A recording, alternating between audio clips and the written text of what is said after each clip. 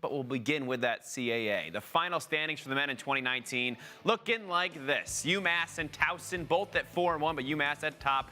Delaware finished at 3-2, Drexel at 2-3, as you saw. Towson winning the CAA tournament title. It was UMass who hosted the CAA tournament after beating Towson in the regular season. The Minutemen finishing with a 10-5 record, 4-1 in conference play. They played a tough early schedule, fell to Army, Ohio State, and Yale in 3 of the first 4 games of the season. Then they won 9 of the last 10 to secure that 1 seed in the conference tournament, but got upset by Drexel in the CAA semifinals.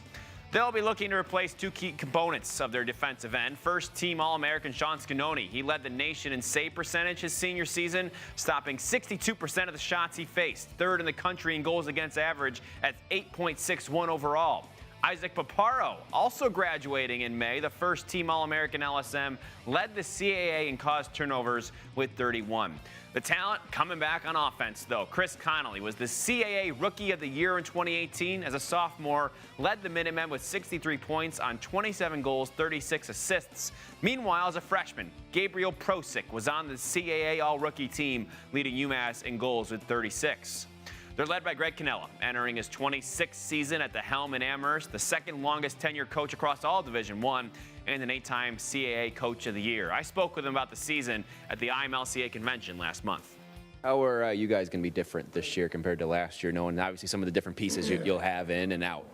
Yeah, our leadership is going to be very different. You know, we lost Sean Scanone and Isaac Paparo and Tony Reale as our captains and leaders of the team. And you know, hopefully, losing those guys, people can step up. Jeff Trainer and Charlie O'Brien and Billy Philpott, 3 Massachusetts guys are really proud of to represent us. But leadership is different, like you're saying. So it'll, the proof will be in the pudding as the year goes on. And for the team, not only the team, but those guys to have the stamina to lead on a daily basis. That's the hardest part. Do you sort of have them follow the same mold as that last group of captains, or do they have their own personality? Obviously, as a program, you try to have a certain mojo, and vibe, but each group, is it different, or you try to have them follow sort of the same footsteps there? A really good question. With the program, yes, we talk about the same things year in, year out, right? But for these guys, as you mentioned, their personalities are totally different than Isaac and Sean and Tony. But they'll bring different things. Maybe someone brings a little bit more empathy, right, for people, right? Some people are really hard on guys. And we're kind of trying to help them through the way, but they have to kind of find their own way through this thing.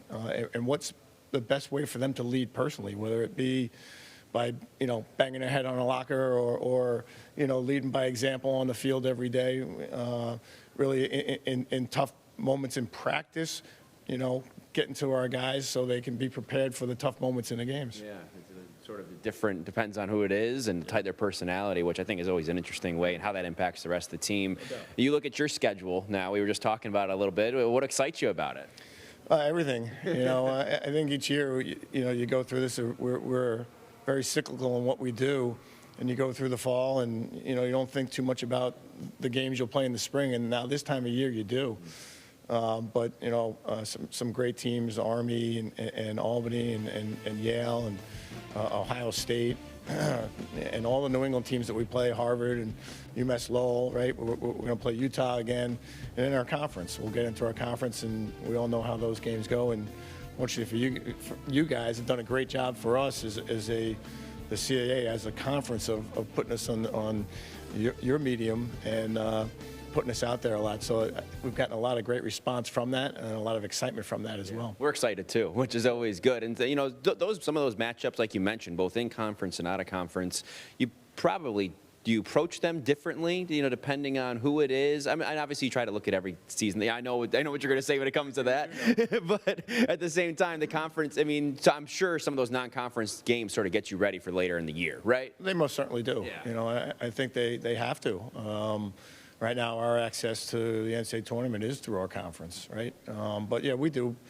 As you mentioned, we're going to play every game as they come, and hopefully go 1-0 that week and prepare that way, and try to get our guys really just to focus on their preparation more than what the results may be.